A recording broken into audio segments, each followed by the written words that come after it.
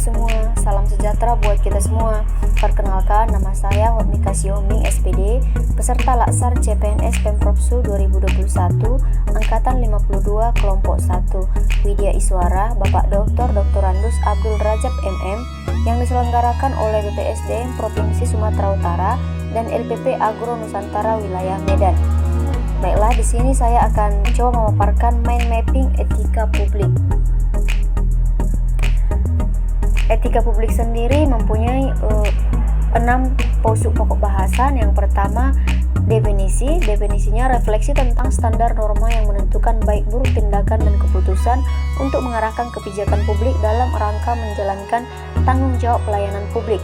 Yang kedua, ada kode etik. Definisinya aturan yang mengatur tingkah laku dalam suatu kelompok, khususnya sudut pandang pada hal-hal dalam bentuk ketentuan tertulis. Bagi ASN, dalam Undang-Undang Nomor 5 Tahun 2014 mengatur kode etik.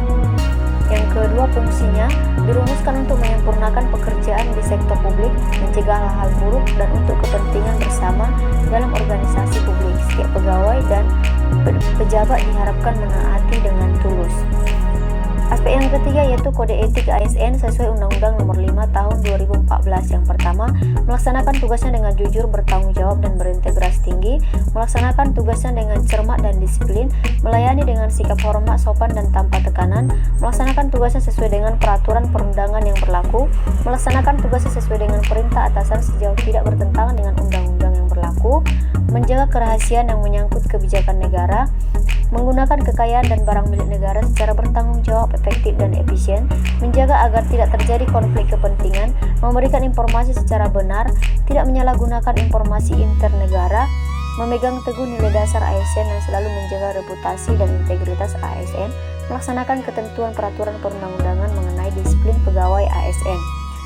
Subpokok yang ketiga yaitu penerapan nilai dasar etika publik. Yang pertama, memegang teguh nilai-nilai dalam ideologi negara Pancasila, setia dan mempertahankan Undang-Undang Negara Republik Indonesia, menjalankan tugas secara profesional, membuat keputusan berdasarkan prinsip keahlian, menciptakan lingkungan pekerjaan yang non-diskriminatif, memelihara dan menjunjung tinggi standar etika luhur, mempertanggungjawabkan tindakan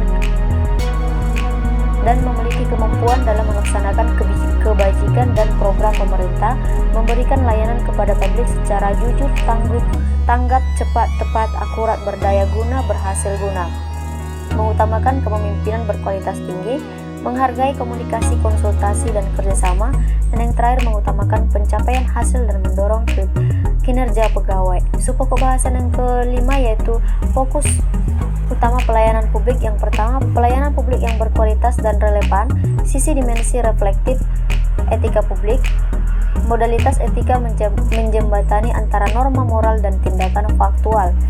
Dan subpokok bahasan yang terakhir, penerapan nilai etika publik bagi ASN. Yang pertama, tidak memanfaatkan sumber daya publik untuk kepentingan pribadi, contohnya mobil dinas untuk dipakai untuk kepentingan dinas. Yang kedua, penggunaan tugas kantor untuk keperluan kantor. Lalu yang kedua, menjalankan sikap akuntabel dalam menjalankan kewajibannya dengan tidak melakukan kecurangan dalam asumsi pegawai. Yang ketiga, menjauhi perilaku korupsi, kolusi, dan nepotisme dengan cara bersifat netral, tidak memihak dalam penerimaan tenaga honorer. Dan yang terakhir, tidak melakukan perbuatan tercela dengan menjauhi narkoba dan minuman keras.